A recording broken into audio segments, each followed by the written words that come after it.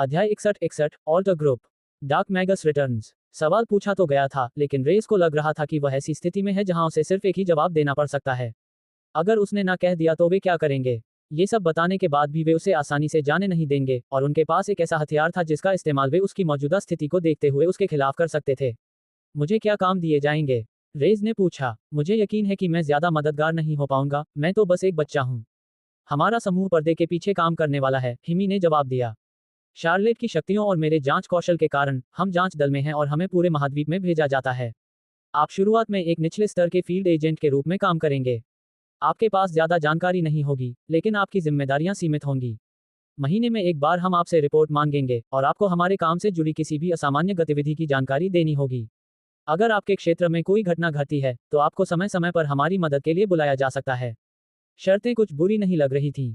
एक field agent के रूप में वह अपनी ताकत बढ़ाना जारी रख सकता था। पूरे अल्टर समूह का नेता एक 6 स्टार अधिकारी था, इसलिए अंततः रेज उससे शक्ति में आगे निकल जाएगा और सही समय आने पर वह अल्टेरियन में वापस लौटने के बारे में जानकारी मांग सकता था। मेरी योजना पागना अकादमी में शामिल होने की है, रेज ने समझाया। अगर मैं एजेंट बन जाऊं तो क्या इससे मेरे किसी कर्तव्य में कोई बाधा आएगी?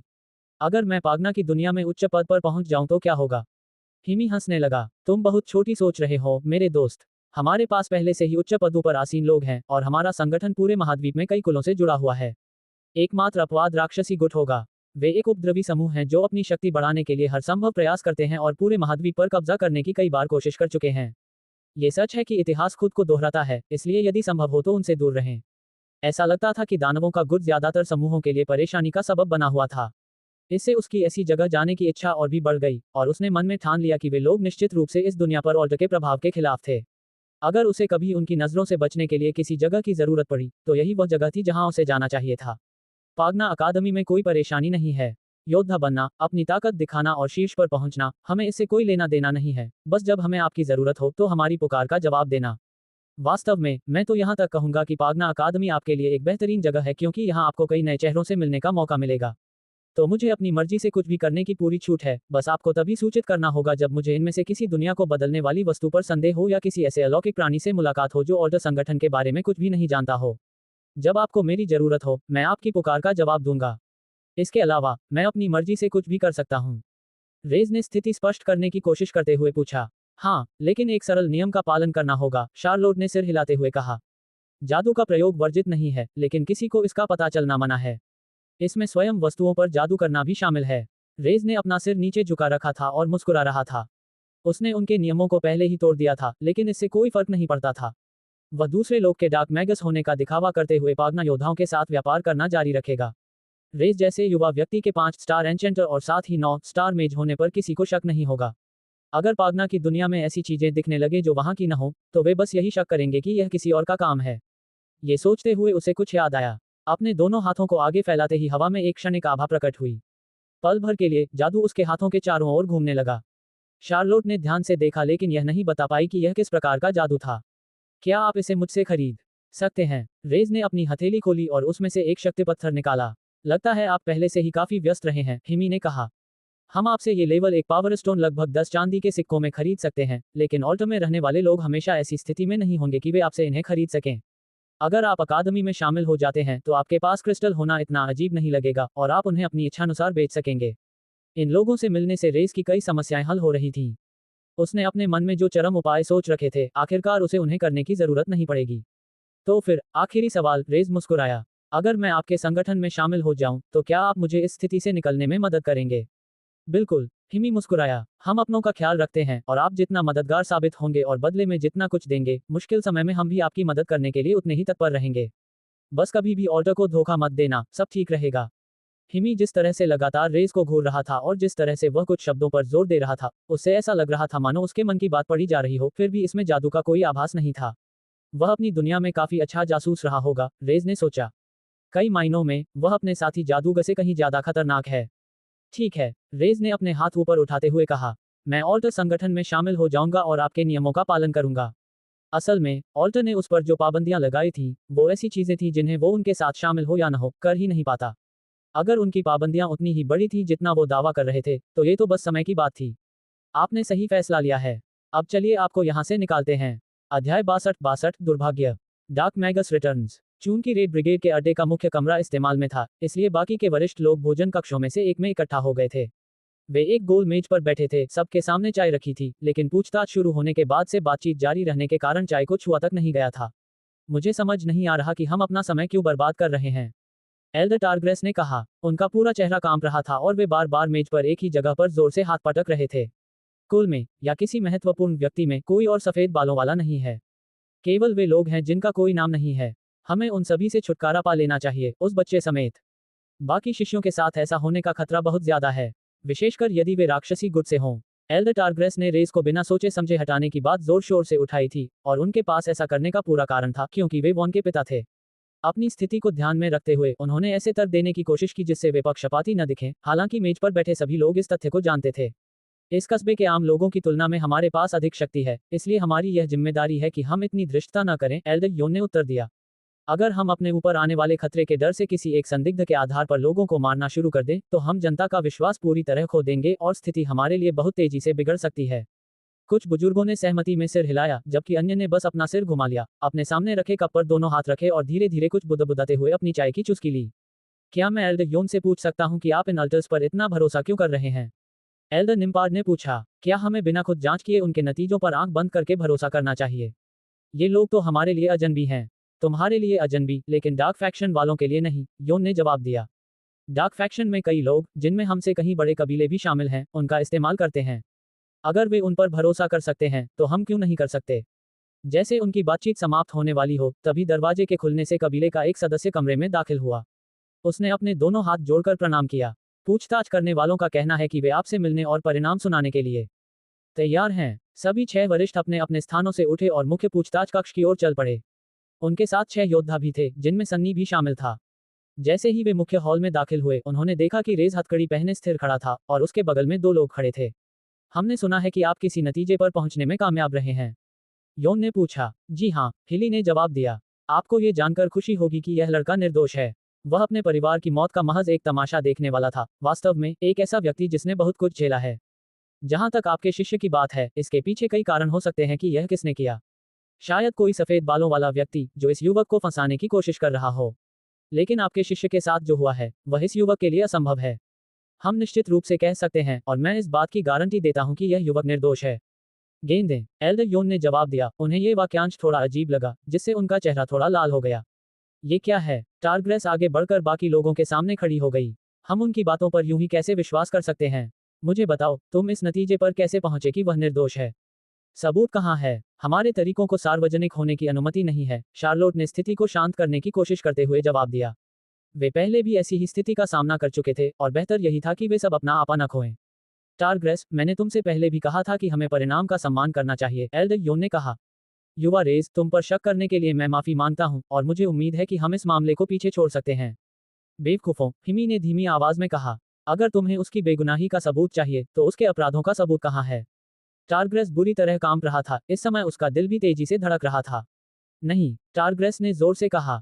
हम आपका फैसला स्वीकार नहीं कर सकते, और अब हम आपकी कायरता भी बर्दाश्त नहीं कर सकते। इसलिए मैं वर्तमान प्रमुख एल्डर के खिलाफ अविश्वास प्रस्ताव के लिए मतदान का अनुरोध करता हूं। जो लोग सहमत हैं, वे अपना हाथ उठाएं। रेस को समझ नहीं आ रहा था कि क्या हो रहा है, लेकिन कबीले के अन्य सदस्यों के चेहरों के भावों को देखकर लग रहा था कि यह कोई अच्छी खबर नहीं है। इसके कुछ ही देर बाद 4 बुजुर्गों ने अपने हाथ उठाए। इसका क्या मतलब है? तुम सब एक मामूली बात पर मेरे खिलाफ कैसे हो सकते हो? योन ने हैरानी से कहा, उसके चेहरे से पसीना बह रहा था। तुम कबीले से पहले जनता को रखते हो, एक बुजुर्ग ने कहा। एक महत्वपूर्ण कबीला बनने के लिए हमें पागना योद्धाओं की दुनिया पर ध्यान केंद्रित करना होगा, न कि आम जनता पर। तुम लंबे समय से हमारी वर्तमान स्थिति से संतुष्ट हो चुके हो, और अब तुम्हारे मन में ऊपर उठने की कोई महत्वाकांक्षा नहीं है। इसमें क्या गलत है? योन ने जवाब दिया। क्या हम सुखी जीवन नहीं जीते? लोगों के हाव भाव और वोटों को देखकर ऐसा लगता है कि उनमें से लगभग कोई भी उनसे सहमत नहीं था। आप ऐसा नहीं कर सकते, योन ने दावा किया। अविश्वास प्रस्ताव पर मतदान करने के लिए सभी पूर्व प्रमुख एल्डर्स जो अभी जीवित हैं, उनकी उपस्थिति अनिवार्य है। तुरंत ही टारग्रेस के चेहरे पर मुस्कान आ गई। हाँ, जैसा कि आपने कहा, सभी पूर्व प्रमुख बुजुर्ग जो जीवित हैं, उन्हें उपस्थित होना चाहिए, लेकिन मुझे यकीन है कि वह जल्द ही मर जाएगा। योजक चिन्ह, योजक चिन्ह, योजक चिन्ह। मंदिर में सीढ़ियों के शीर्ष पर पहुंचकर 15 रेड ब्रिगेड कबीले के सदस्यों का एक दस्ता तलवारें लिए खड़ा था। वे आदेश पर यहां आए थे और जो भी करना आवश्यक था उसके लिए तैयार थे। योजक चिन्ह, योजक चिन्ह, योजक चिन्ह। कमरे में वापस आकर कबीले के सदस्य ये सोच रहे थे कि आखिर हो क्या रहा है। ऐसा लगता है कि एक नया मुखिया नियुक्त हो गया है। फिलहाल मुखिया योन को काबू में रखो, वरना तुम्हें कबीले से निकाल दिया जाएगा। अपनी तलवारें निकालते हुए उनमें से एक ने एल्डर योन की गर्दन के ठीक नीचे तलवार तान दी। क्या तुम बदकिस्मती लाने वाले हो, बच्चे? हिमी ने पूछा। मतलब, मुखिया पद के लिए विश्वासघात तो आम बात है, लेकिन ऐसा हमारे यहाँ रहते हुए ही क्यों हुआ? अब जब कबीले के सदस्य उसकी बात मान रहे थे, तो एल्डर टारग्रेस के चेहरे पर मुस्कान थी और वह आगे बढ़कर रेस की ओर देखने लगा। और तुम, जिसने मेरे बेटे को चोट पहुंचाई? टारग्रेस ने अपने पैर हिलाए और पलक झपकते ही 5 मीटर की दूरी तय कर ली और रेस को उसके कपड़ों की गर्दन से पकड़कर ऊपर उठा लिया। रेस लगभग भूल ही गया था कि ये बूढ़े लोग भी पागना योद्धा थे। मैं तुम्हें उससे कहीं ज्यादा भयानक नरक से गुजारूंगा। टारग्रेस मुस्कुराया, लेकिन उसने देखा कि जमीन से ऊपर उठाए जाने और पैर हवा में लटकने के बावजूद रेस ने अपने हथकड़ी लगे हाथों को उठाकर अपने पेट की ओर इशारा किया और उन्हें अपनी त्वचा पर रख दिया। तुम्हें लगता है कि तुम ऐसी स्थिति में कुछ कर सकते हो? मैं समझ सकता हूं कि तुम्हारा दिल जोर से धड़क रहा है, बच्चे, तुम बुरी तरह डरे हुए हो। टारग्रेस को ये सब सुनकर बहुत मजा आ रहा था। क्या यह ऐसी स्थिति है जिसमें मुझे अनुमति है? रेज ने धीरे से पूछा। ये हिमी के लिए आश्चर्यजनक था, उसके चेहरे पर एक हल्की सी मुस्कान आ गई। मुझे नहीं लगता कि इस स्थिति से निकलने का कोई और तरीका है। अपने दोनों हाथों की हथेलियों को पेट पर दबाए हुए उसके हाथों के चारों ओर एक काली आभा तैरने लगी। दोहरी डाक पल्स, रेस चिल्लाया। एक काली आभा की लहर उठी और वार सीधे टारग्रेस के पेट पर लगा। उसके पैर जमीन से ऊपर उठ गए और वह कमरे में दूर जा गिरा, पीठ के बल जमीन पर लेट गया, जबकि रेज अपने पैरों पर खड़ा हो गया। वो काला जादू था, शार्लोट ने कहा। अध्याय 63 मंत्रों का संयोजन। Dark magus returns. Red brigade कबीले को मुख्य द्वार तोड़ने में कोई परेशानी नहीं हुई। तलवारों के एक ही वार से दूसरी तरफ का लकड़ी का पैनल कट गया और तुरंत ही समूह अंदर चला गया। वे यहाँ किसी आधिकारिक कार्य से नहीं आए थे, इसलिए उन्हें दूसरों को अपनी उपस्थिति के बारे में सूचित करने की कोई आवश्यकता नहीं थी। विशेष रूप से रेड ब्रिगेड समूह में 15 सदस्य थे, सभी वयस्क थे, जिसका अर्थ है कि वे पहले ही पागना अकादमी में जीवन का अनुभव कर चुके थे। फिर भी उनमें से अधिकांश प्रथम चरण के पागना योद्धा ही बने रहे, लेकिन वे उच्चतम स्तर के थे। हमले के नेतृत्वकर्ता दूसरे चरण के पागना योद्धा थे। प्रांगण में प्रवेश करते ही वे तुरंत आगे बढ़ने लगे और सीधे मुख्य मंदिर की ओर बढ़ गए। अरे, तुम यहाँ क्या कर रहे हो? बच्चों में से एक ने हाथ से इशारा किया और बिना रुके तलवार के एक ही वार से उसका हाथ धड़ से अलग हो गया। आह! बच्चा अपनी पूरी ताकत से चिल्लाया, अपने हाथ को देखते हुए।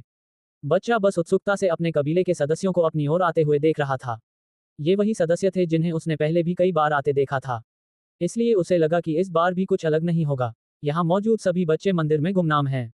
कबीले के सदस्य ने चिल्लाकर कहा, आज हमने यहाँ जो किया है उसके बारे में किसी को पता नहीं चलना चाहिए, इसलिए उन्हें यहाँ से हटा देने में कोई हर्ज नहीं है। तलवार उठाते हुए कबीले का सदस्य बच्चे के शरीर में छेद करने ही वाला था कि तभी एक पैर निकला और सीधे उस आदमी के सिर पर जा लगा। वह पीछे की ओर उड़कर मंदिर की दीवार से जा टकराया, उसकी खोपड़ी में पैर का गहरा निशान पड़ गया और उसकी मौके पर ही मौत हो गई।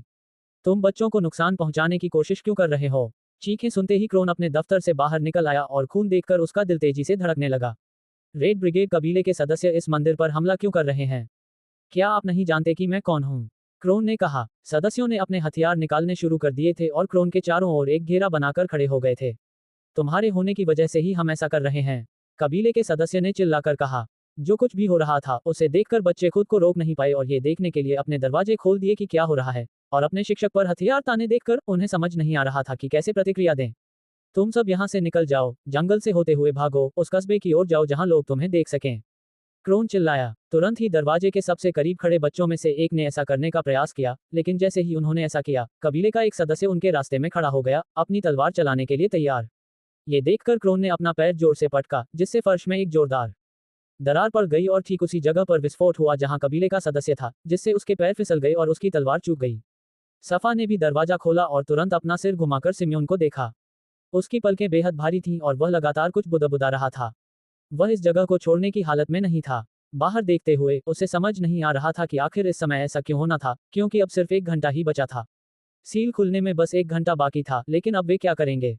योजक चिन्ह, योजक चिन्ह, योजक चिन्ह। रेड ब्रिगेड कबीले के अंदर अन्य सदस्यों के साथ साथ बुजुर्ग लोग टारग्रेस को देख रहे थे, जो जमीन पर पड़ा था। उसके कपड़े जलकर राख हो गए थे, जिससे उसकी त्वचा दिखाई दे रही थी। वह एक ही बार में उड़ गया था। क्या ये हथेली से प्रहार करने का एक तरीका था? एक बुजुर्ग ने सोचा। उसके पास कुछ करने के लिए बहुत अधिक ची ऊर्जा होनी चाहिए। क्या यह इसकी पुष्टि नहीं करता? वह वास्तव में राक्षसी गुट द्वारा भेजा गया व्यक्ति है, हमें उसे खत्म करना होगा। अपनी शक्तियों के आधार पर रेस जानता था कि एल्डर टारग्रेस अभी भी जीवित है। उसने अपने मंत्र का प्रयोग करने से कोई माना शक्ति प्राप्त नहीं की थी। सभी एल्डर बाकी सभी की तुलना में उच्च कोटि के पागना योद्धा थे, इसलिए इसकी कुछ हद तक उम्मीद थी। जब वे विचलित थे, तब एल्डर योन ने इस अवसर का लाभ उठाते हुए ची से भरे अपने दोनों हाथों को ऊपर उठाया और दोनों तलवारों को चीर डाला। फिर उन्होंने अपने बगल में खड़े कबीले के 2 सदस्यों के सिर पकड़े और उन्हें दीवार पर फेंक दिया। निकास द्वार अवरुद्ध था, इसलिए घिरे होने से बचने का एकमात्र तरीका था हवा में ऊंची छलांग लगाना और रेज और अन्य लोगों की ओर बढ़ना। ऐसा लग रहा था मानो वह उनके पास उतरने से पहले लगभग हवा में तैर रहा हो, और वह अकेला नहीं था। सन्नी ने भी समूह में शामिल होने का फैसला किया था और अपनी तलवार निकाल ली थी। मुझे माफ करना, रेज, मुझे बिल्कुल भी अंदाजा नहीं था कि ऐसा कुछ होने वाला है, सन्नी ने कहा। मैं इस तरह के कबीले में शामिल नहीं हुआ था, मुझे नहीं पता कि वे ऐसा क्यों कर रहे हैं। अभी इस बारे में बात करने का समय नहीं था, क्योंकि दुश्मन उनकी ओर बढ़ रहा था। कबीले के सदस्य तेजी से आगे बढ़े और शार्लोट ने सबसे पहले हमला किया। उसकी आंखें चमक रही थीं और उसने अपनी हथेली को गोलाकार गति में घुमाया। तूफान, शार्लोट ने पुकारा और उसकी हथेली से लगभग पूरा समूह पीछे की ओर धकेल दिया गया और उनमें से कुछ तो हवा में ऊपर भी उड़ गए। हालांकि बुजुर्ग लोग तेज हवाओं का सामना करने में सक्षम थे और आगे बढ़ते रहे, जबकि शुरुआती हमले में गिरे हुए लोग फिर से उठ खड़े हुए। अपने हाथों को ऊपर उठाते हुए रेज ने अपनी जादुई शक्ति का प्रयोग किया। डार्क पल्स, उसके हाथ से एक किरण निकली, लेकिन बुजुर्ग व्यक्ति किनारे कूदकर हमले से बच गया। इस तरह के सीधे और स्पष्ट हमले से वे आसानी से बच सकते थे और उसके जंजीरों से बंधे हाथ स्थिति को और भी जटिल बना रहे थे।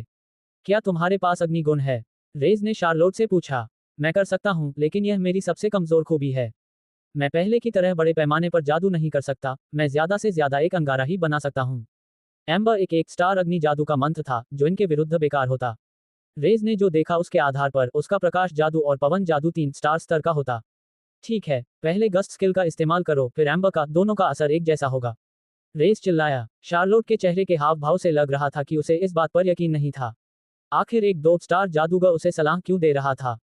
फिर भी इस मुश्किल हालात में उसने कोशिश करने का फैसला किया। उसके दाहिने हाथ में टियर 2 का हवा का मंत्र गस्ट था।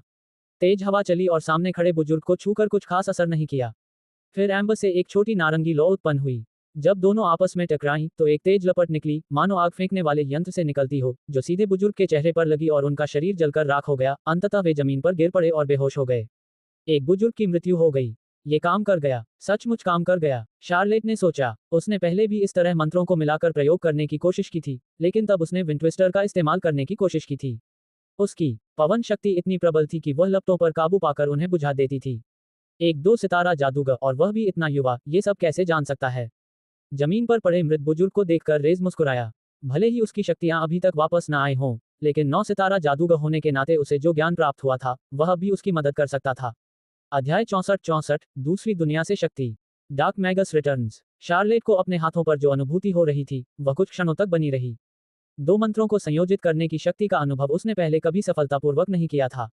बेशक अपनी पढ़ाई के दौरान उसने 1-2 गुणों को मिलाने की कोशिश की थी, लेकिन मूल शक्ति में भिन्नता के कारण ऐसा करना बेहद मुश्किल था।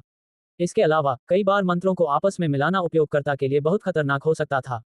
किसी न किसी को तो हर परिस्थिति में प्रयोग का पात्र बनना ही पड़ता था, लेकिन चूंकि वहां केवल दूसरे जादूगर ही उपलब्ध थे, इसलिए कोई भी ऐसा करना नहीं चाहता था। इस तथ्य के कारण जादूगरों के बीच संयोजन मंत्रों की कमी हो गई थी, और जो लोग कुछ संयोजन मंत्र खोजने में सफल हुए थे, वे भी बेहद ही तुच्छ थे। जोखिम उठाने के बाद भी वे अपना ज्ञान साझा करने को तैयार नहीं थे। आखिरकार जादूगरों के बीच ज्ञान ही शक्ति थी। हालांकि सभी जादूगर ऐसा नहीं करते थे, लेकिन कुछ जादूगरों ने अकादमी में सीखी हुई बातें साझा की, और यही वजह थी कि शार्लोट हैरान थी। रेस को कैसे पता चला कि मंत्रों का यह संयोजन कारगर होगा? उसे अग्नि मंत्रों के साथ साथ 2 स्टार वायु मंत्रों के बारे में कैसे पता था? एक 2 स्टार जादूगर होने के नाते और उसकी उम्र को देखते हुए उसे अभी भी अपने मुख्य गुण पर ध्यान केंद्रित करना चाहिए था और उनके लिए मंत्र संरचनाओं को सीखना चाहिए था। फिर भी उसने उसे एक विशेषज्ञ की तरह निर्देशित किया। योन, रेस चिल्लाया, अगर तुम चाहते हो कि हम सब जिंदा रहें, तो ये हथकड़ियां मुझसे हटाओ। रेज ने जो किया था, वह पागना की दुनिया में अभूतपूर्व था। उसने एक बुजुर्ग पर, और वह भी अपने से ऊंचे पद वाले पर, चिल्लाया था, लेकिन अभी उस बात की चिंता करने का समय नहीं था। उसने अपने चोगे के नीचे से चाबी निकाल ली थी। शार्लोट द्वारा किए गए विचित्र जादू को देखने के बाद बाकी लोग, यहाँ तक कि बुजुर्ग भी, आगे बढ़ने में थोड़ा हिचकिचा रहे थे। तुम्हें धिक्कार है, कबीले के साथ ऐसा करने की तुम्हारी हिम्मत कैसे हुई? एल्डर टारग्रेस फर्श से उठते हुए चिल्लाया। उसने कांपते हुए हाथ से रेस की ओर इशारा करते हुए कहा, तुम एक नाम मात्र के व्यक्ति हो। इस दुनिया में तुम्हारा कोई मूल्य नहीं है। तुम इसे आगे बढ़ाने में कोई योगदान नहीं देते। इसके बजाय तुम तो बस एक परजीवी हो जो हमारे उन संसाधनों का दोहन करते हो जिनकी हमें विकास के लिए आवश्यकता है। तो फिर तुम कुछ करने के बारे में सोच भी कैसे सकते हो? चाबी अंदर डाली गई और घुमाते ही भारी ताले जमीन पर गिर पड़े। हथकड़ी बहुत कसी हुई थी, इसलिए रेज अपनी कलाई के अंदरूनी हिस्से को रगड़ रहा था और बाकी लोगों से आगे बढ़ने लगा। अपनी काबिलियत और मिल रही मदद के बावजूद शार्लोट भी इतनी आत्मविश्वास से भरी नहीं थी, फिर भी रेज उन सबके सामने कदम बढ़ाते हुए बिल्कुल भी डर नहीं दिखा रहा था। तुम सही कह रहे हो, मैं कुछ भी नहीं हूँ, इसलिए तुम्हें मुझसे डरने का कोई कारण नहीं है। रेज ने अपना हाथ ऊपर उठाते हुए बड़ों की ओर इशारा किया। तो फिर बताओ, तुम सब इतने डरे हुए क्यों हो? डार्क पल्स, रेस चिल्लाया। तुरंत ही बुजुर्ग हिलने डुलने लगे और अपनी जगह से उछल पड़े, लेकिन रेस के हाथों से कुछ भी नहीं निकला था, कुछ भी जमीन पर नहीं गिरा था, और उनकी यह हरकत देखकर वह हंसे बिना नहीं रह सका। हा हा हा, रेस हंसा। और तुम लोग तो बड़े बुजुर्ग होने का दिखावा करते हो, फिर भी मुझे मारने की धमकी दे रहे थे। अच्छा, ये सब मान लो और इसे अपनी गांड में डाल लो। अंधेरी नाड़ी, रेज ने धीमी आवाज में कहा। ये शब्द उसने सिर्फ अपने दिमाग में बनी संरचना और छवि से जोड़ने के लिए बोले थे, ताकि वह तुरंत जरूरी कौशल का इस्तेमाल कर सके। इस बार एक किरण निकली, लेकिन बुजुर्ग उससे बच निकलने में कामयाब रहे और सीधे उनकी ओर बढ़े। आमने सामने की लड़ाई में योन आगे कूदा और उसकी मुट्ठी बुजुर्ग के एक पैर से टकराई, जिससे कमरे में एक जोरदार झटका लगा। सोनी अपने कबीले के 2 सदस्यों से तलवारबाजी कर रहा था। वे हमले में जल्दबाजी कर रहे थे, इसलिए सोनी इधर उधर हटकर उनसे बच तो रहा था, लेकिन उसे वार करना मुश्किल लग रहा था। हालांकि शार्लेट को एक मौका दिखा और उसने अपना हाथ घुमाया। हवा का वार, जादू की एक लकीर निकली जो सीधे उसके पेट पर लगी, उसके वस्त्रों को चीरते हुए उसकी त्वचा को छू गई, उसे हवा में उठा लिया और दीवार से टकरा दिया। हमें यहाँ से जल्दी निकलना होगा, योन चिल्लाया। जिस पूर्व नेता के पीछे वे पड़े हैं, वह क्रोन है। इसका मतलब है कि उन्होंने मंदिर में और लोगों को भेजा होगा। वह अब उतना शक्तिशाली नहीं रहा जितना पहले था। ये शब्द सुनकर रेस के मन में खून से लथपथ फर्श की छवि उभर आई। उसके लौटने पर फर्श पर खून से लथपथ सभी लोग पड़े थे, उनके अंग क्षत विक्षत थे, और उसके दिमाग में एक आवाज गूंज उठी। तुमने मुझे ऐसा करने पर मजबूर किया, रेज। मैं अपना दांव नहीं खेलना चाहता था, लेकिन तुम्हें इसमें दखल देना पड़ा। कमरे के पिछले हिस्से में एक व्यक्ति चोगा पहने हुए था, जिसकी आंखें चांदनी से चमक रही थीं। अपना सिर हिलाते हुए उसने देखा कि टारग्रेस सीधे उसकी ओर आ रहा है। रेज ने अपना एक हाथ ऊपर उठाया और अपने पैरों को थोड़ा पीछे खिसकाया। डार्क पल्स, हमला उसके हाथ की हथेली से छूटकर जमीन पर जा लगा। टारग्रेस एक तरफ कूद गया और हमले से बच गया और सीधे रेस की ओर बढ़ा, लेकिन रेस पर इसका कोई असर नहीं हुआ, बल्कि उसके चेहरे पर मुस्कान थी। उसके शरीर में मौजूद ऊर्जा से प्रेरित होकर उसके पैर आगे बढ़े, उसने 2 कदम आगे बढ़ाए और फिर अपना हाथ घुमाते हुए सीधे टारग्रेस पर प्रहार किया। उसकी उंगलियों के जोड़ों के चारों ओर काला जादू घूम रहा था। अंधेरा हमला, मुक्का टकराया और टारग्रेस की उंगलियों के जोड़ आपस में जा टकराए। बुजुर्ग ने समय रहते हमले को रोक लिया, लेकिन ऐसा उन्होंने अपनी चलती हुई मुट्ठी को हिलाकर ही संभव कर पाया। मुंके के टकराते ही काले जादू की एक लहर निकली, जिससे उनका वार और भी शक्तिशाली हो गया और टारग्रेस एक बार फिर जमीन पर घिसते हुए गिर पड़े। क्या उसने अभी अभी अपने पागना कौशल का इस्तेमाल किया और उसे जादू के साथ मिला दिया? जादू का स्तर स्पष्ट रूप से 2 स्टार स्तर का था, फिर भी एक ही वार से उसे और बढ़ा देना। मुझे नहीं लगता कि पागना आने के बाद से मैंने किसी ऐसे जादूगर को जाना है जो ऐसा कर पाया हो, शार्लोट ने सोचा। इसके पीछे भी एक वजह थी, जिसके बारे में शार्लोट को पता नहीं था, लेकिन रेस को पता था। उसका शरीर बाकी सभी से अलग था क्योंकि वह पागना का रहने वाला था। हालांकि हमले की ताकत में वृद्धि के बावजूद एल्डर टारग्रेस एक तीसरे स्तर का पागना योद्धा था, और वह इतनी आसानी से हार नहीं मानेगा। तुम दोनों, हिमी ने पहली बार कहा और आगे बढ़ने लगा, उसके भारी कदम जमीन पर गड़गड़ा रहे थे। शार्लोट, रेज, मंदिर जाओ और उन बच्चों को बचाओ। मैं नहीं चाहता कि हमारे हाथों पर उन लोगों का खून लगे जिनका इससे कोई लेना देना नहीं है। पीछे मुड़कर देखते हुए सन्नी सोच रहा था कि क्या वह विशालकाय आदमी रेज और उस लड़की जैसा था, शायद उसे भी कुछ जादू टोना आता हो। रुको, लेकिन अगर वे दोनों चले गए, तो क्या हम अकेले ही इस स्थिति को संभाल पाएंगे? सन्नी ने पूछा, आंकड़े उनके पक्ष में बिल्कुल भी नहीं थे। गुस्से में आकर टारग्रेस फिर से उठ खड़ा हुआ और आगे की ओर दौड़ने लगा। हिमी ने जाकर अपना बड़ा भूरा ओवरकोट खोला और अंदर हाथ डालते ही एक जोरदार धमाके की आवाज आई। कमरे में गूंजती उस आवाज ने सबको वहीं रोक दिया। अब टारग्रेस हिलडुल नहीं पा रहा था, क्योंकि उसके सिर में एक छोटा सा छेद हो गया था। उसका शरीर एक तरफ लुढ़क गया और जमीन पर गिर पड़ा। हिमी के हाथ में एक छोटी सी वस्तु थी जिसे बहुत से लोगों ने पहले कभी नहीं देखा था। उससे उत्पन्न गर्मी के कारण उसके सिरे से थोड़ा सा धुआं निकल रहा था। हिमी के पास जो वस्तु थी वह इस दुनिया की नहीं थी। अपने ओवरकोट के दूसरी तरफ हाथ डालकर उसने वही वस्तु निकाली और अब दोनों को अपने हाथों में पकड़े हुए कबीले के सदस्यों की ओर तान दिया। मैं ठीक हूँ, हिमी ने अपने हाथों में 2 बंदूकें पकड़े हुए उत्तर दिया। अध्याय 65 एक नया हथियार। Dark magus returns. कमरे में गूंजी तेज आवाज एक ऐसे यंत्र की थी जिसे पागना के योद्धाओं ने पहले कभी नहीं देखा था। उन्होंने जमीन पर पड़े टारग्रेस की ओर देखा, और रेस के जादू से प्रभावित होने के बाद पहले की तरह इस बार वह उठ नहीं रहा था। उसके सिर से बहता खून इस बात का स्पष्ट प्रमाण था। ची की शक्ति किसी व्यक्ति को अलौकिक बना देती थी, और जब वे प्रारंभिक अवस्था के शिखर के करीब पहुंच जाते थे, तो वे अपने शरीर से सामान्य तलवारों को भी रोक सकते थे। हालांकि किसी भी वरिष्ठ ने ऐसी अवस्था प्राप्त नहीं की थी, जिसके कारण बंदूक जैसी तकनीक भी एक घातक हथियार बन जाती थी। इस दुनिया में गोला बारूद मिलना काफी मुश्किल है, इसलिए कृपया मुझे ज्यादा बर्बाद न करने दें।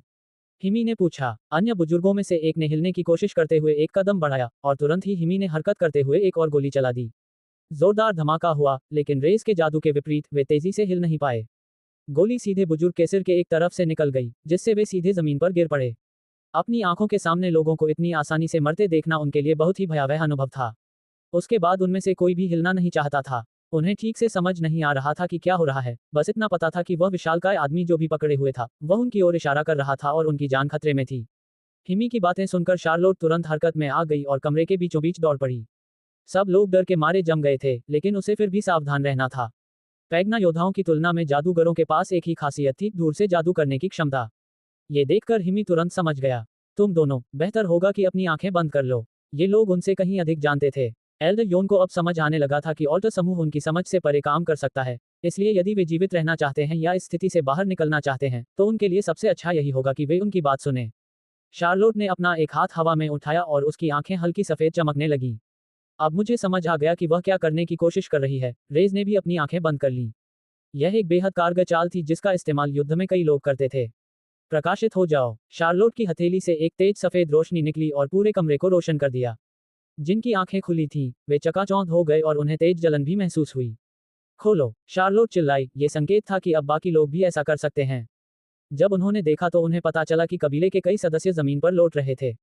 बुजुर्गों की आंखें सिकुड़ी हुई थीं और जब उन्होंने आंखें खोली तो उन्हें केवल धुंधली सी आकृतियां ही दिखाई दे रही थीं।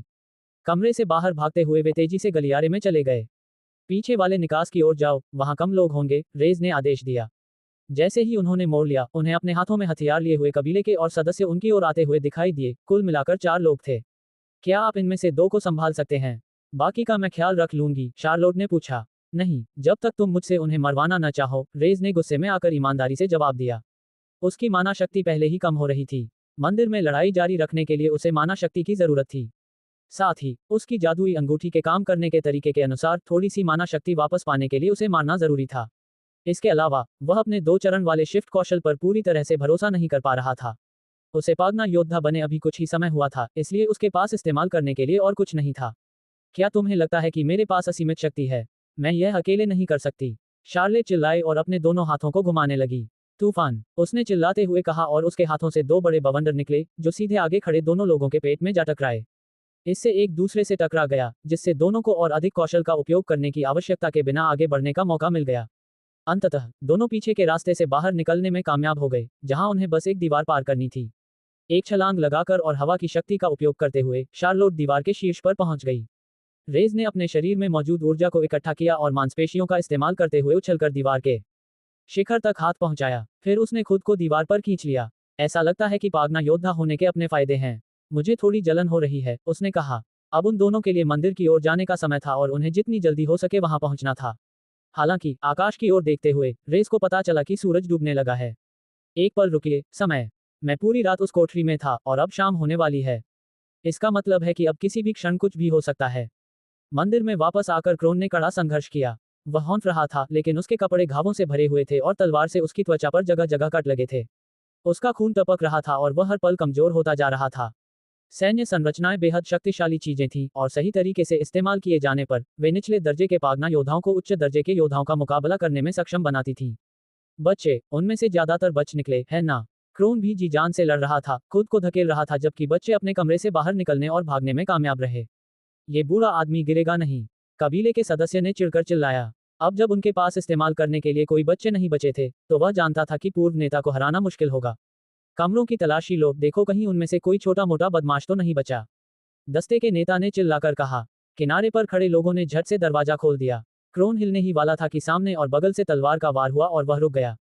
कबीले का सदस्य एक एक करके दरवाजे खोल रहा था, अंदर देख रहा था कि कोई है या नहीं, और जब उसने एक दरवाजा खोला तो उसकी नजर कमरे में मौजूद 2 लोगों पर पड़ी। मुझे कुछ मिल गया, उस आदमी ने चिल्लाकर कहा। तुरंत ही उसने अपने सामने खड़ी सफा को पकड़ने की कोशिश की, लेकिन सफा समय रहते पीछे हट गई और उसने उसके पैर के किनारे पर एक जोरदार लात मारी। लात जोरदार थी, लेकिन उसमें बिल्कुल भी ताकत नहीं थी। ये बच्चा आखिर क्या कह रहा है? कबीले के सदस्य ने पास आते हुए कहा। जैसे जैसे वो करीब आता गया, हवा में एक ठंडक सी महसूस होने लगी, कुछ तो गड़बड़ थी। मैं सिम्योन लगातार बुदबुदाता रहा, बार बार दोहराता रहा। मैं। उसी क्षण, उसके कान में लगी बाली हल्की हल्की चमकने लगी। सील तोड़ने की सभी शर्तें पूरी हो गई हैं। अब सील टूट रही है। अध्याय 66 आइटम खोला गया। Dark magus returns. सिम्योन का दिमाग पहले ही टूट चुका था, उसे लग रहा था जैसे उसका सिर पिघल रहा हो और उसके सामने भी उसे केवल रंगों का एक हिलता हुआ क्षेत्र ही दिखाई दे रहा था। वह शब्द सुन सकता था और कुछ हद तक यह महसूस कर सकता था कि कोई अंदर आया है, लेकिन वे कितनी दूर थे या वह खुद कहाँ था। उसे यकीन नहीं था कि उसकी मृत्यु हो चुकी है या नहीं, लेकिन वह एक बात जानता था, उसे जागते रहना था। चाहे कुछ भी हो जाए, उसे अपनी आंखें खुली रखनी थी, अन्यथा वह जो कुछ भी झेल रहा था, सब व्यर्थ हो जाता। उसके मन में अपनी बहन के साथ बिताए पलों की यादें उमड़ पड़ीं। उस समय उसे जो एहसास हुआ था, जब उसे लगा था कि मौत हर मोड़ पर खड़ी है, ठीक वैसा ही एहसास उसे अभी हो रहा था। तभी उसके दिमाग में एक आवाज सुनाई दी। सिमियन, मैं तुमसे वादा करता हूँ, चाहे कुछ भी हो जाए, तुम इससे बाहर निकल जाओगे, तुम बच जाओगे। उसके सामने उसकी बहन पर हो रहे हमले का दृश्य और उसके आखिरी शब्द बार बार उसके दिमाग में गूंज रहे थे। जीते रहो, सिम्योन, तुम्हें जीना ही होगा। सिम्योन के शरीर में शक्ति का प्रवाह हुआ और उसके सामने दिख रही धुंधली छवि धीरे धीरे गायब होने लगी। उसे अपने आसपास की लगभग सभी इंद्रियों का एहसास होने लगा, उसे पता चलने लगा कि क्या हो रहा है। यह मोहर टूटने की शक्ति थी। 3 दिनों की यातना सहने के बाद उस वस्तु की शक्ति सिम्योन के शरीर में प्रवाहित हो रही थी, जिससे उसे ऊर्जा का एक जबरदस्त प्रवाह प्राप्त हुआ। रुको, यहाँ रेड ब्रिगेड का सदस्य क्यों है? सिम्योन ने सोचा। दाईं ओर उसने सफा को जमीन से उठते हुए देखा। वह घायल लग रही थी और कबीले के सदस्य की तलवार पहले से ही निकली हुई थी। होश में आने के बाद सफा ने उस आदमी को सिम्योन की ओर बढ़ते हुए देखा और वह दौड़कर आगे बढ़ी और उसकी कमर पकड़ ली। क्या कर रहे हो, छोटे कमीने, मुझसे दूर हटो। कबीले के सदस्य ने चिल्लाते हुए कहा और अपनी तलवार हवा में उठाकर नीचे की ओर घुमाई। नहीं, सिम्योन ने पूरी ताकत से चिल्लाते हुए अपनी जगह से छलांग लगाई। उसने हमले को रोकने के लिए अपना हाथ आगे बढ़ाया। उसे अभी भी पूरी तरह समझ नहीं आ रहा था कि क्या हो रहा है। क्या ये सिर्फ एक और भ्रम है जो वह देख रहा है? ठीक वैसा ही भ्रम जैसा वह अपनी बहन के साथ अपने मन में अनुभव कर रहा था। मैं दोबारा ऐसा नहीं होने दे सकता, इस बार तो बिल्कुल नहीं।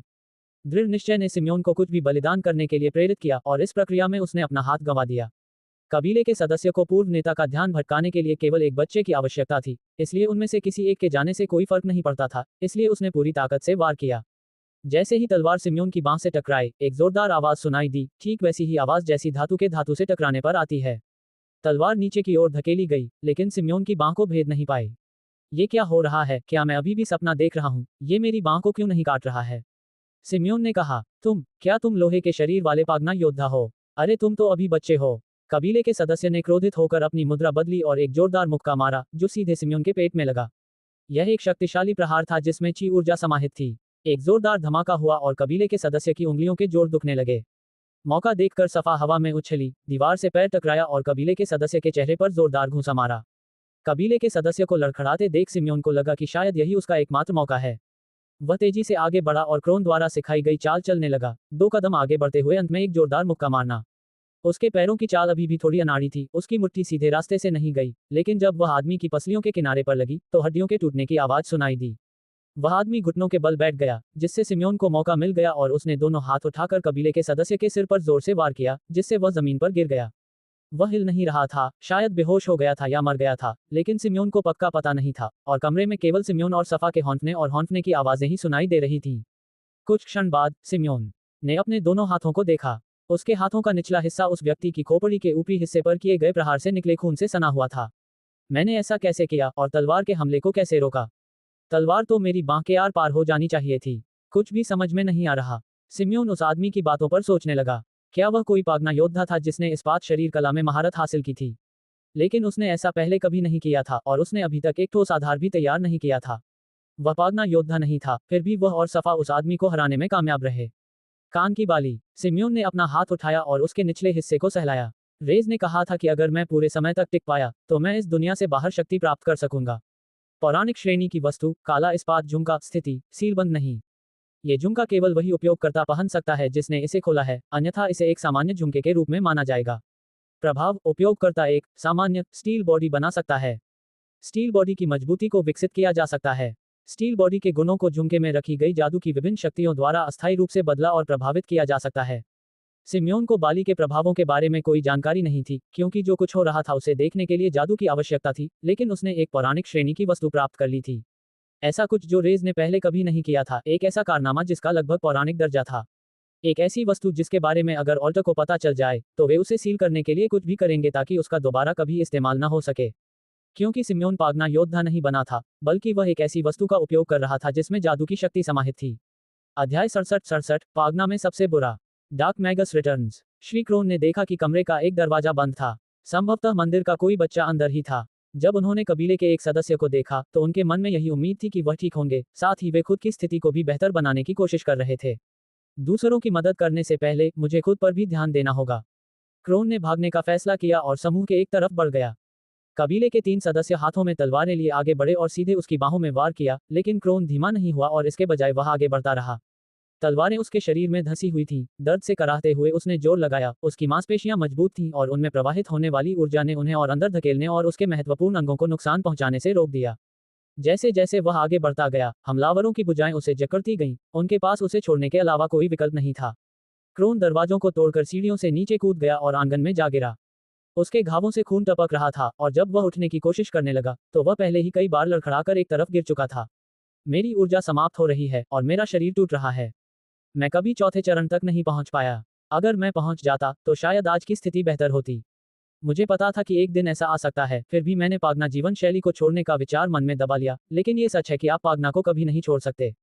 पीछे मुड़कर क्रोन ने खुद को तैयार किया। उसने देखा कि कबीले के सदस्य आत्मविश्वास से सीढ़ियों से नीचे भाग रहे थे। हालांकि उसने ये भी देखा कि उनके ठीक पीछे दरवाजों से होते हुए मंदिर के 2 बच्चे भाग रहे थे। ये सिम्योन और सफा हैं। क्या ये दोनों जिंदा हैं? ये बच कैसे गए? इनके पीछे कबीले का कोई सदस्य नहीं है। क्या ये मुमकिन है? क्या ये किसी तरह उन्हें हराने में कामयाब रहे? ये देखकर क्रोन के चेहरे पर मुस्कान आ गई। उसने लगभग हार मान ली थी, लेकिन यहाँ बच्चे असंभव को संभव कर रहे थे। उसे खुद पर थोड़ी शर्म आ रही थी। एक बार फिर लड़ने की मुद्रा में आकर क्रोन तैयार था। मैं जितने हो सकेगा उतने लोगों को मार गिराऊंगा ताकि बच्चे जीवित रह सकें। आगे खड़ा कबीले का सदस्य तलवार लहराते हुए हवा में उछल पड़ा। तभी हवा का एक झोंका उसे लगा और वह वापस वहीं जा गिरा जहां से आया था। कबीले के सदस्य तुरंत रुक गए और जैसे ही वे रुके, सिम्योन पीछे से हवा में उछला और अपने दोनों हाथों से वार करते हुए दूसरे के सिर के पिछले हिस्से पर जोरदार प्रहार किया। एक जोरदार प्रहार, मानो किसी भारी धातु के हथियार से मारा गया हो। सिम्योन को ठीक से समझ नहीं आया कि क्या हुआ था, लेकिन वह जानता था कि उसके प्रहार और उसका शरीर दोनों ही असाधारण शक्ति से मजबूत हो गए थे। कबीले का सदस्य एक तरफ मुड़ा और उसे सफा दिखाई दिया। उसने वार करने की कोशिश की, लेकिन सिम्योन ने पूरी ताकत से बीच में कूदकर अपनी छाती से वार को रोक दिया। फिर सफा बगल से आगे बढ़ा और सिम्योन के एक वार के जवाब में कई बार घूंसे मारे। उन दोनों ने मिलकर एक बेहतरीन टीम बनाई। सफा कुशल थी, मंदिर में सर्वश्रेष्ठ में से एक थी, लेकिन उसने अभी तक अपने डेंटियन कोर को पूरी तरह से विकसित नहीं किया था, इसलिए उसके वार कमजोर थे, भले ही वे आंशिक रूप से ची से भरे हुए थे। क्रोन को समझ नहीं आ रहा था कि क्या हो रहा है, लेकिन उसे भी कुछ करना था। उसने अपना सिर हिलाकर तलवार के वार से खुद को बचाया और अपने ही चेहरे पर एक जोरदार मुक्का मारा।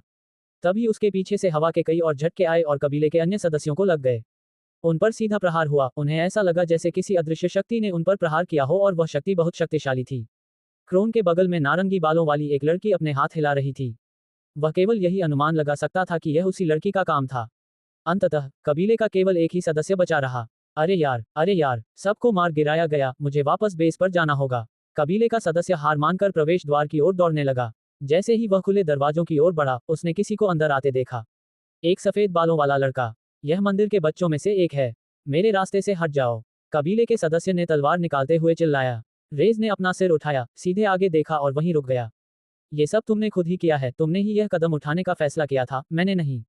इसलिए तुम इसके हकदार हो। रेज की मुट्ठी के चारों ओर काला जादू घूम रहा था। फिर जैसे ही वह आदमी आगे बढ़ा, रेज भी आगे की ओर खिसक गया। अंधकार में प्रहार। उसकी मुट्ठी सीधे उस आदमी के चेहरे पर पड़ी, जिससे उसका सिर अंदर की ओर मुड़ गया। ये ची से भरा एक शक्तिशाली प्रहार था और फिर काले जादू का एक स्पंदन हुआ। इसने उसके दांत तोड़ दिए, उन्हें चकनाचूर कर दिया और त्वचा को फाड़ दिया, जिससे वह वापस वहीं गिर पड़ा जहां वह था। अंधकार विशेषता 25 ग्रेटर दैन 28। ओह, इससे मुझे जानवरों या पहले के अन्य मनुष्यों को मारने से कहीं अधिक मिला। क्या ऐसा हो सकता है कि विभिन्न चरणों के पागना योद्धा भी अंधकार की शक्ति में अधिक योगदान देते हों? यह एक सिद्धांत था और वह इसे केवल एक निश्चित तरीके से ही परख सकता था। आगे बढ़ते हुए रेज उस दृश्य को देख रहा था और उसने देखा कि सिम्योन अपनी बहन के ठीक बगल में खड़ा है। उसकी आंखें धंसी हुई थीं, लेकिन चेहरे पर मुस्कान थी, जिससे लग रहा था कि परिणाम चाहे जो भी हो, वह खुश है। ऐसा लगता है कि हमने जल्दबाजी कर दी है, यहाँ आने में थोड़ी जल्दबाजी कर दी है। कुछ बच्चों के पास से गुजरने और उनकी दयनीय स्थिति को देखकर शार्लोट ने अपने कदमों की गति बढ़ाने के लिए अपनी पवन जादू का इस्तेमाल किया और रेस से पहले वहां पहुंच गई, लेकिन वह भी ये देखकर हैरान रह गई कि कितने बच्चों को मार डाला गया था। इसे साफ करना बहुत मुश्किल होने वाला है। शार्लोट ने अपने सिर के पीछे खुजली की और एक पल के लिए अपनी टोपी उतार दी। उसके नीचे पसीना आ रहा था, उसे किसी मामले में इतनी मेहनत किए हुए काफी समय हो गया था। जब वह अपनी टोपी वापस पहनने के लिए झुकी, तो उसकी नजर किसी ऐसी चीज पर पड़ी जिससे उसका दिल बैठ गया। उसकी आंखें चौड़ी हो गईं और उसने अपना हाथ आगे बढ़ाया। दूर हटो, शार्लोट ने सिम्योन और सफा की ओर अपनी पूरी ताकत से चिल्लाते हुए कहा। उन दोनों के पीछे कई चिंगारियां फूट रही थीं और उनके पीछे एक पोर्टल खुल गया था। पागना की दुनिया में होने वाली सबसे बुरी घटनाओं में से एक ये थी, पोर्टल टूट गया था। अध्याय 68 portal break. Dark magus returns. सभी की निगाहें आंगन के केंद्र में खड़े उस द्वार पर टिकी थीं। वह जमीन से थोड़ा ऊपर हवा में तैर रहा था और उससे एक अजीब सी गुनगुनाहट की आवाज निकल रही थी, तथा उसके चारों ओर हवा में चिंगारियां लगातार टिमटिमा रही थीं। ये बिल्कुल वैसे ही पोर्टल हैं जैसे मैंने खोले थे, लेकिन उनमें से एक यहाँ क्यों आया है, और वो भी अभी के समय में। रेस सोचने लगा, उसे हिमी और शार्लेट की बताई बातें याद आ रही थीं। ऐसा प्रतीत होता था कि पोर्टल शक्तिशाली जादू की ओर आकर्षित होते थे, यही कारण था कि वे पागना की दुनिया में जादू का व्यापक उपयोग करने से बचते थे। शायद ये रेस के मंत्रों और शार्लोट की क्षमताओं का संयोजन था, या उनके मन में कोई और विचार आया हो। जब बाली की सील खोली गई, तो उसके स्तर के आधार पर उससे शक्तिशाली जादू भी निकला। इन सभी कारकों के संयोजन से एक पोर्टल खुल गया, और रेस ने इसे पोर्टल ब्रेक के रूप में जाना। यह कोई अस्थायी पोर्टल नहीं था जो गायब हो जाता, बल्कि एक ऐसा पोर्टल था जो स्थायी रूप से खुला रहता था, जिससे जीव जंतु उसके माध्यम से गुजर सकते थे। यह अच्छा नहीं है। क्रोन घबराया हुआ लग रहा था, उसके चेहरे से पसीने की बूंदें टपक रही थीं। रेड ब्रिगेड कबीले के सदस्यों का सामना करते समय भी इतनी घबराहट नहीं थी। फिलहाल कबीला बहुत कमजोर स्थिति में है। मेरी हालत भी ठीक नहीं है। अगर अब कोई झड़प हुई तो लोगों की रक्षा करने वाला कोई नहीं होगा, सब मर जाएंगे। ये सच था। रेस को इस बात का कोई अंदाजा नहीं था कि हिमी के बाद उनके कबीले के कितने सदस्य बचेंगे। उन्हें इस बात का भी कोई अंदाजा नहीं था कि पोर्टल से किस स्तर के जीव निकल सकते हैं। सिम्योन और सफा कुछ कदम पीछे हट गए, जबकि शार्लोट तुरंत हरकत में आ गईं। रेस, मेरी मदद करो। मैं पोर्टल बंद कर सकती हूँ, लेकिन आकृति बनाने में थोड़ा समय लगेगा। लगभग बिना किसी डर के, शार्लोट घुटनों के बल जमीन पर सरकती हुई पोर्टल के ठीक नीचे रुक गई। उसने अपनी टोपी से चाक का एक टुकड़ा निकाला और तेजी से काम शुरू कर दिया। मैं चाहती हूँ कि तुम ध्यान रखो कि कोई मुझे मार न डाले, ठीक है? बस दूसरी तरफ से जो भी आने वाला है उसे रोक दो। हालांकि रेज आमतौर पर ऐसी स्थितियों में मदद करने से हिचकिचाता था, लेकिन उसके पास कोई और चारा नहीं था। अगर पोर्टल टूट जाता तो जीव उसे भी हरा सकते थे। फिलहाल पोर्टल को बंद करना ही सबसे आसान विकल्प लग रहा था। पोर्टल के पास सावधानीपूर्वक पहुंचते हुए रेज ने उससे कुछ मीटर की दूरी बनाए रखी। बहुत करीब जाने से खतरा था कि पोर्टल उसे अंदर खींच लेगा और प्रतिक्रिया करने से पहले ही उसे नुकसान पहुंचा सकता है। जादुई घेरा बनाने की प्रक्रिया सुचारू रूप से चल रही थी, लेकिन वे जानते थे कि यह ज्यादा देर तक नहीं टिकेगा। कई पतली काली तंतु निकलीं और तुरंत निकटतम लक्ष्य की ओर बढ़ीं। ये देखकर रेज ने सहज प्रतिक्रिया दी। अंधकार में स्पंदन। उसके हाथ से एक अंधकार में स्पंदन निकला, जिसने तंतुओं को भेद दिया और उन्हें क्षण भर के लिए पीछे हटने पर मजबूर कर दिया। हालांकि उन तंतुओं के पीछे पीछे एक विकृत काला हाथ बाहर निकला। वह बड़ा था और काई जैसी दिखने वाली एक अजीब काली सामग्री से ढका हुआ था। Dark pulse. एक और हमला हुआ, जिसका निशाना हाथ था। कुछ टुकड़े टूटकर जमीन पर गिर गए, जिससे हाथ थोड़ा पीछे हट गया। लेकिन हाथ सही सलामत रहा और साफ तौर पर एक सिर उभरने लगा, जिससे पता चला कि क्या चीज बाहर निकलने की कोशिश कर रही थी। धिक्कार है, सिम्योन ने हैरानी से कहा, उसका मुंह लगभग जमीन को छू रहा था। क्या ये ग्रेन है? लेकिन यह ऐसा क्यों दिख रहा है? पोर्टल के दूसरी तरफ से अंदर घुसने की कोशिश कर रहे प्राणी की शक्ल ग्रेन से काफी मिलती जुलती थी, आकार, चेहरे की बनावट और समग्र रूप से। उसके चेहरे का आधा हिस्सा उसी काले मूंगे जैसी काई से ढका हुआ था। ये काई तिरछे नीचे की ओर फैली हुई थी और उसके आधे चेहरे को ढके हुए थी। काई से ढके हुए हिस्से में उसकी आंख लाल चमक रही थी। ग्रेन, वह एक हाइब्रिड में बदल गया है, क्रोन ने अपने निचले होंठ को काटते हुए बुदबुदाया। हाइब्रिड वे मनुष्य थे जिन्हें पोर्टल के दूसरी ओर रहने वाले जीवों द्वारा रूपांतरित कर दिया गया था। ये परिवर्तन कैसे हुआ, इसका सटीक कारण किसी को नहीं पता था, क्योंकि इस परिवर्तन का कोई प्रत्यक्षदर्शी नहीं था। इतना ज्ञात था कि यह हमेशा पागना के बाहर के आयामों में घटित होता था। ये व्यक्ति अपना मानसिक संतुलन खो बैठे थे और जानवरों जैसा व्यवहार कर रहे थे, फिर भी अपने मूल पागना शरीर को बनाए रखते हुए और अपने भीतर मौजूद प्राणियों की क्षमताओं को प्राप्त कर लेने के कारण उनमें अपार शक्ति थी। संकर प्राणी अत्यंत खतरनाक थे। मुझे लगा था कि शायद मैं तुम्हें फिर कभी नहीं देख पाऊंगा, कि मैंने उस समय अपना मौका गंवा दिया था, लेकिन ऐसा लगता है कि तुम वापस आने में कामयाब हो गए हो और अब मैं काम पूरा कर सकता हूँ। Dark pulse, dark pulse. 2 लगातार डार्क पल्स छोड़े गए। हाइब्रिड ग्रेन ने अपने सिर तक हमलों को पहुंचने से रोकने के लिए अपना हाथ हिलाया। हमले इतने शक्तिशाली थे कि वे उसे कई बार आंशिक रूप से पोर्टल के अंदर धकेलते रहे। लगभग उसका पूरा शरीर पीछे की ओर धकेल दिया गया था जब दूसरा हमला हुआ। इतनी देर क्यों लग रही है? रेज ने पूछा। अगर उसने खुद जादुई घेरा बनाया होता तो अब तक बन चुका होता। वैसे भी 2 और हमले उसकी सीमा थे। हाइब्रिड ग्रेन की प्रतिक्रिया को देखते हुए 2 डार्क पल्स काफी नहीं होंगे, उन्हें पोर्टल बंद करना होगा। मुझे और माना चाहिए, शार्लोट चिल्लाई। मेरे पास इस पोर्टल को बंद करने के लिए पर्याप्त माना नहीं है। जैसे ही उसने अपना हाथ बढ़ाया, काली जादुई शक्ति चमकी और एक बोतल प्रकट हुई। उसने तुरंत उसे उसकी ओर फेंक दिया और साथ ही हाइब्रिड पर एक और डार्क पल्स छोड़ी, जिससे वह दूर रहा। इसे पी लो और उस पोर्टल को बंद कर दो, रेज ने आदेश दिया। तरल पदार्थ के रंग को देखकर वह केवल एक ही बात का अनुमान लगा सकती थी। ढक्कन खोलकर उसने उसे गटक लिया। मुझे उम्मीद है कि यह माना औषधि मुझे पर्याप्त माना प्रदान करेगी। उसे अपने शरीर में औषधि का प्रभाव महसूस हो रहा था, जिससे उसे नई ऊर्जा मिल रही थी। उसकी पहले की सारी शक्ति वापस आ गई थी, न केवल उसका कुछ हिस्सा, बल्कि पूरी की पूरी। ऐसा हो ही नहीं सकता। ये कौन सा जादुई पेय है जो मेरी सारी शक्ति एक ही बार में वापस ला सकता है? उसके पास ये क्यों होगा? क्या उसने इसे किसी से हासिल किया है या उसने इसे खुद बनाया है? उसकी जिज्ञासा को कुछ समय के लिए रुकना पड़ा। उसने अपने दोनों हाथ जमीन पर रखे और अपनी जादुई शक्ति को सक्रिय किया, जिससे जादुई घेरा रोशन हो उठा। इसने पोर्टल के चारों ओर एक सुरक्षा घेरा बना लिया, जिससे पोर्टल के ओझल होने तक सफेद रोशनी निकलती रही। धीरे धीरे वह अवरोध दूर होने लगा, साथ ही जादू भी मिटने लगा और उसके गायब होने के साथ ही पोर्टल भी गायब हो गया। क्या उस महिला ने पोर्टल टूटने से रोक दिया? क्रोन ने अविश्वास से कहा। मुझे तो पता ही नहीं था कि ऐसा भी संभव है। अच्छी खबर यह थी कि पोर्टल टूटने का खतरा टल गया था और आखिरकार सबने राहत की सांस ली। वे सभी भावनात्मक और शारीरिक रूप से थक चुके थे, लगभग जमीन पर गिरने ही वाले थे। फिर भी वे किसी तरह खड़े रहे और अपने आसपास के वातावरण का अवलोकन किया। वास्तव में उन सभी के लिए वह एक उथल पुथल भरा दिन था। परिणाम से संतुष्ट और इस बात से आश्वस्त कि पोर्टल दोबारा नहीं आएगा, शार्लोट ने रेस की ओर रुख किया, जो वहां एक मूर्ति की तरह खड़ा था। रेस, उस औषधि के बारे में तुमने वह कहां से ली थी? ताली बजाओ, ताली बजाओ, ताली बजाओ। पीछे से ताली बजने की आवाज गूंजी और जैसे ही वे मुड़े, उन्होंने देखा कि एल्डरयोन, सन्नी और हिमी फाटकों से अंदर प्रवेश कर रहे हैं। आप लोगों ने बहुत अच्छा काम किया, ये काफी मुश्किल रहा होगा, हिमी ने प्रशंसा करते हुए कहा। लेकिन अभी काम खत्म नहीं हुआ है। अब हमें इसके बाद की स्थिति से निपटना होगा और अपना कर्तव्य निभाना होगा। ये शब्द सुनकर रेस को आगे क्या होगा, इसका अंदाजा नहीं था। उसने जो कुछ सीखा था, उसके अनुसार जादू की दुनिया को गुप्त रखा जाना चाहिए था, और चारों ओर गवाह मौजूद थे, ऐसे गवाह जो अभी भी जीवित थे। अध्याय 69 एक बुरा आदमी। Dark magus returns. अल्टर समूह एक विशाल संगठन था जिसमें विभिन्न लोगों के लोग शामिल थे जो अब पागना की दुनिया में रहते थे। ये गुप्त समूह पर्दे के पीछे रहकर काम करता था, घटनाओं को नियंत्रित करता था और उन वस्तुओं को छिपाकर रखता था जिन्हें वे दुनिया को बदलने वाला मानते थे। रेस का मानना था कि हाल ही में हुई घटना के बाद ऑल्टर समूह किसी भी जीवित व्यक्ति को अंदर नहीं आने देगा। हालांकि स्थिति उसकी कल्पना से कहीं बेहतर निकली। घटना के सभी साक्षी, या कम से कम शक्तियों के प्रयोग के साक्षी, रेड ब्रिगेड के मुख्य कक्ष में एकत्रित थे, सन्नी, सफा, सिम्योन, क्रोन और एल्डरयोन। जिन लोगों ने इन घटनाओं को अपनी आंखों से देखा था और जो उस कमरे में मौजूद नहीं थे, वे पहले ही मर चुके थे। रेस ये देखकर हैरान रह गया कि ऑल्टर समूह कितना दयालु प्रतीत हो रहा था, जिसने उन लोगों की जान बख्श दी थी जिन्होंने घटनाएं देखी थी। उन्हें बताया गया कि अब उन्हें ऑल्टर संगठन का हिस्सा बनना होगा और उनके पास कोई विकल्प नहीं होगा।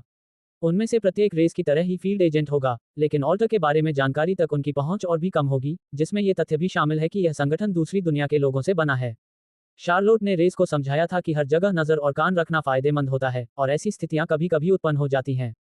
बैठक के बाद बाकी लोगों को उनके ठिकाने पर वापस भेज दिया गया। रेड ब्रिगेड कबीले को पुनर्गठन की जरूरत थी और बाकी लोगों को आराम करने के लिए समय चाहिए था।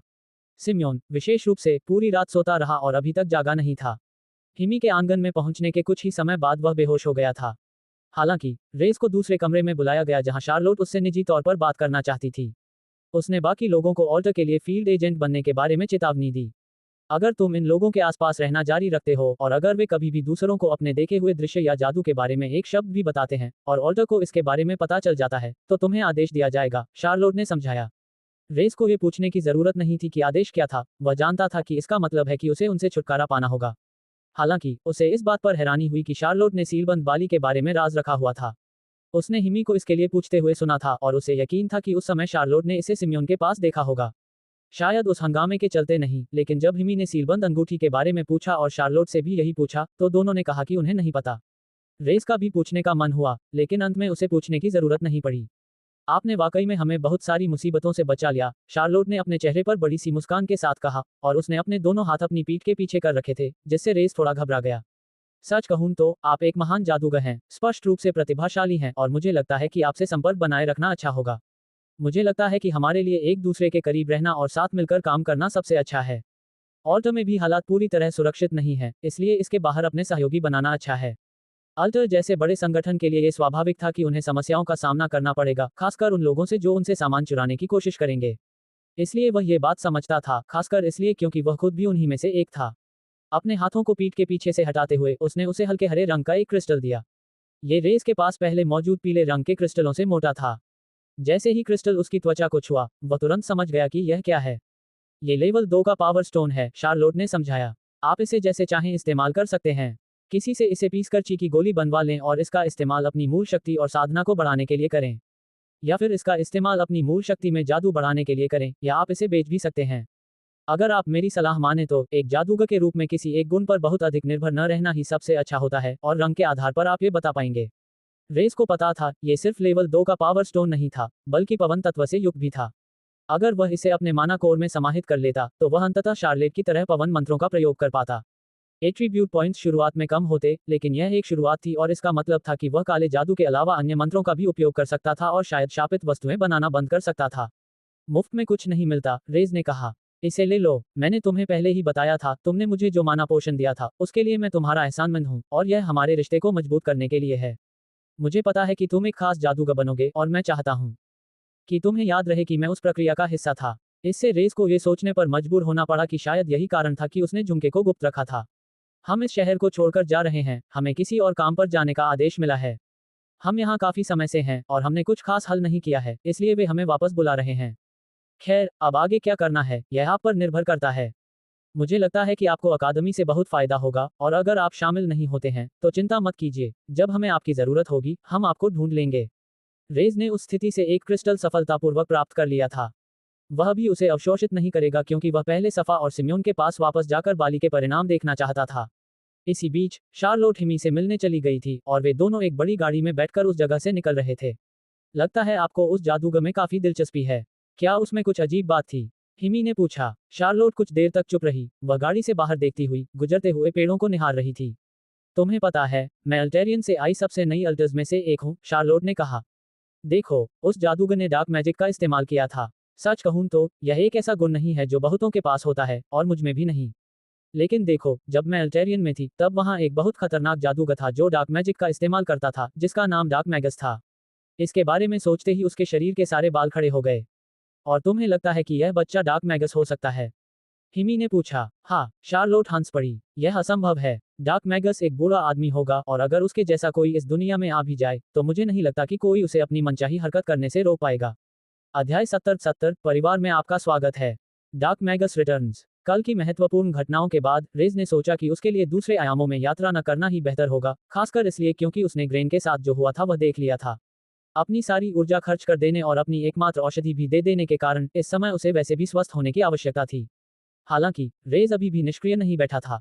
हिमी के जाने से पहले उसने उसे क्रिस्टल बेचकर कुछ पैसे कमा लिए थे, और अब रेड ब्रिगेड कबीले से संपर्क होने के कारण वह जानता था कि अगर वह उन्हें एल्डयोन को बेचता है, तो उसे उससे भी पैसे मिल सकते हैं। चूंकि वे जानते थे कि उसके अल्टर समूह से संबंध है, इसलिए अब वह ऐसे काम कर सकता था जो वह पहले दूसरों के सवाल पूछे बिना नहीं कर सकता था।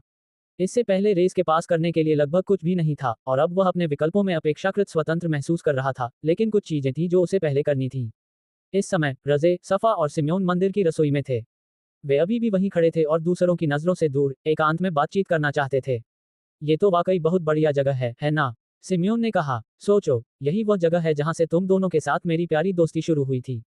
रेज ने कोई टिप्पणी न करने का फैसला किया और इसके बजाय अपना हाथ आगे बढ़ाया।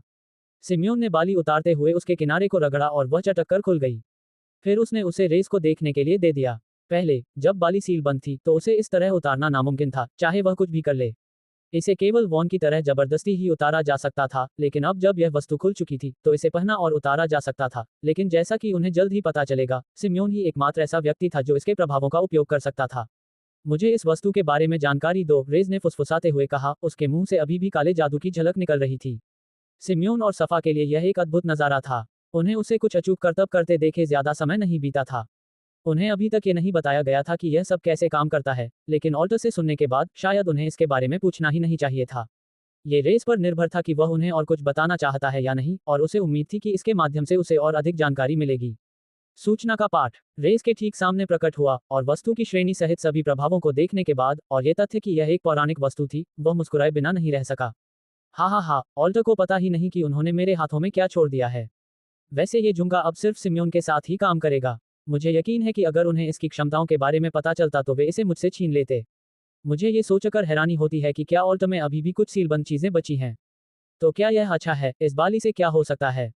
मेरा मतलब है कि मेरा शरीर तलवार जितना मजबूत और चट्टान जितना भारी है। ये तो अच्छी बात है, लेकिन क्या इसके अलावा भी कुछ है? सिम्योन ने पूछा। तुम्हारा झुमका वाकई खास है, और बेहतर होगा कि तुम कभी किसी को इसकी शक्तियों या इसे हासिल करने के तरीके के बारे में न बताओ, वरना लोग इसे पाने की कोशिश करेंगे, रेज ने समझाया। जहां तक झुमके के मालिक की बात है, उसमें लिखा है कि यह आपको स्टील का शरीर दे सकता है। फिलहाल आपका शरीर एक सामान्य अवस्था में है, लेकिन यह विकसित हो सकता है। ये कैसे विकसित होगा, इसके बारे में मैं कुछ बातें सोच सकता हूँ। या तो इसके लिए ऐसे क्रिस्टल की आवश्यकता होगी जिनमें धातु के गुण हो, या शायद कोई ऐसी साधना तकनीक हो सकती है जो आपको प्राकृतिक ऊर्जा प्राप्त करने में भी मदद कर सके। रेज इन तथ्यों को जादुई वस्तुओं के बारे में अपने पूर्व ज्ञान और इस तथ्य के आधार पर बता रहा था कि काले जादू का अभ्यास करने से उसकी आंतरिक शक्ति में वृद्धि होती है, इसलिए उसने अनुमान लगाया कि यह भी वैसा ही प्रभाव डाल सकता है। पागना की दुनिया साधना तकनीकों से भरी हुई थी, इसलिए उसे उम्मीद थी कि धातु गुण से संबंधित कोई न कोई तकनीक अवश्य होगी। वाह, तो ये सचमुच स्टील बॉडी रिफाइनमेंट तकनीक की तरह है, सिम्योन ने कहा। लेकिन मैंने न तो ऐसी कोई ट्रेनिंग ली है और न ही मुझे वो सब करना पड़ा है जो उन्होंने ली है, और इसकी ताकत बढ़ाने के आसान तरीके भी हो सकते हैं। ये सब कुछ मुझे धोखे जैसा लग रहा है। इसमें और भी बहुत कुछ है, रेज ने आगे कहा। कान की बाली से उत्पन्न होने वाली जादू की विभिन्न विशेषताओं के आधार पर आपके लिए अन्य चीजें करने और अन्य प्रभाव डालने की भी संभावना है। जादू, सिम्योन ने उत्तर दिया। पैगना की दुनिया में जादू का ज्ञान तो था, लेकिन उस तरह से नहीं। वहां इसका तात्पर्य किसी व्यक्ति द्वारा चालबाजी का इस्तेमाल करके किसी को मूर्ख बनाने से था, लेकिन ये स्पष्ट था कि रेस का मतलब इससे नहीं था। तुमने पहले देखा था कि मैं और वह युवती क्या कर सकते थे, यही जादू है। लोग अलग अलग गुणों वाली कई शक्तियों का उपयोग कर सकते हैं, ठीक वैसे ही जैसे इस बाली ने तुम्हें इस्पात की शक्ति दी है। लेकिन अभी के लिए बेहतर यही होगा कि तुम इसके बारे में और न जानो। बस इस बाली को आशीर्वाद समझो। अपनी बात पूरी करने के बाद रेज ने बाली वापस कर दी। उसके हाथों में वह बाली किसी काम की नहीं थी, हालांकि शायद वह बाली को प्रकट करने और उसका नया मालिक बनने का कोई तरीका ढूंढ सकता था, लेकिन ये सब उसे व्यर्थ लगा, और उसने कुछ हद तक कल्पना की कि सिम्योन को बाली प्राप्त करने के लिए किन किन मुश्किलों से गुजरना पड़ा होगा। सिम्योन ने उसके साथ कोई बुरा काम नहीं किया था, और उसने जो कुछ भी सहा था, उसके बाद वह निश्चित रूप से उस बाली का हकदार था। सिम्योन ने बाली को पकड़कर मुट्ठी में कसकर पकड़ लिया और फिर एक घुटने पर बैठकर रेस की ओर मुंह करके बैठ गया। रेज, मुझे नहीं लगता कि तुम समझते हो कि तुमने मेरी जिंदगी को कितना बदल दिया है, सिम्योन ने कहा। मैंने कभी नहीं सोचा था कि मुझमें पागना योद्धा बनने की ताकत होगी। मैंने कभी उन्हें हराने के बारे में सोचा भी नहीं था, और अब ये सब हो गया है। मुझे सच में लगता है कि इसके साथ मैं वो बन सकता हूँ जो मैं कभी बनना चाहता था। मैं आपका तहे दिल से शुक्रिया अदा करता हूँ, इसीलिए अभी इसी वक्त मैं आप दोनों और सफा के प्रति अपनी वफादारी की कसम खाता हूँ। आप दोनों हर मुश्किल घड़ी में मेरे साथ रहे।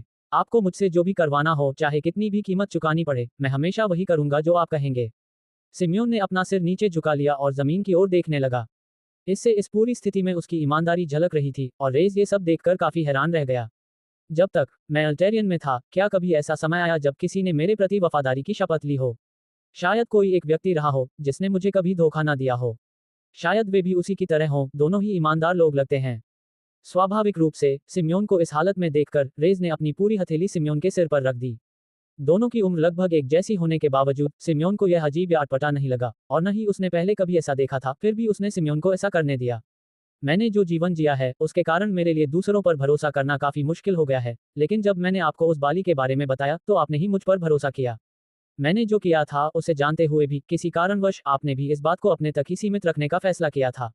सफा ने भी अपनी वफादारी साबित की है, क्योंकि उसने अपनी जान की कीमत पर मेरी रक्षा की। उस समय मैंने उसे पारिवारिक नाम स्वीकार करने का विकल्प दिया था, और अब मैं यह विकल्प आपको भी दे रहा हूं। क्या तुम सिमियन क्रॉमवेल परिवार का नाम स्वीकार करते हो? नाम स्वीकार करने का अर्थ है कि हम इस नाम को धारण करने वालों की रक्षा करेंगे, एक दूसरे का ध्यान रखेंगे और कभी भी परिवार के नाम के साथ विश्वासघात नहीं करेंगे। जब तक तुम इस नाम को स्वीकार करोगे, तब तक मैं तुम्हारी वफादारी स्वीकार करूंगा। सिम्योन के भीतर एक ऐसी तीव्र आग भड़क रही थी जो उसने पहले कभी महसूस नहीं की थी। उसे समझ नहीं आ रहा था कि रेस के शब्द इतने शक्तिशाली क्यों लग रहे थे। वे न तो कमजोर लग रहे थे, न ही किसी ऐसे बच्चे के अनायास बोले गए शब्द जो दुनिया के बारे में कुछ नहीं जानता। शायद अगर सिम्योन इस व्यक्ति का अनुसरण करे तो वह और भी महान उपलब्धियां हासिल करता रहेगा, यहां तक कि जो उसने पहले ही हासिल कर ली हैं उनसे भी कहीं अधिक। मैं स्वीकार करता हूं, सिम्योन ने सिर उठाते हुए कहा। तो फिर परिवार में आपका स्वागत है, सिमियन क्रॉमवेल। रेज मुस्कुराया।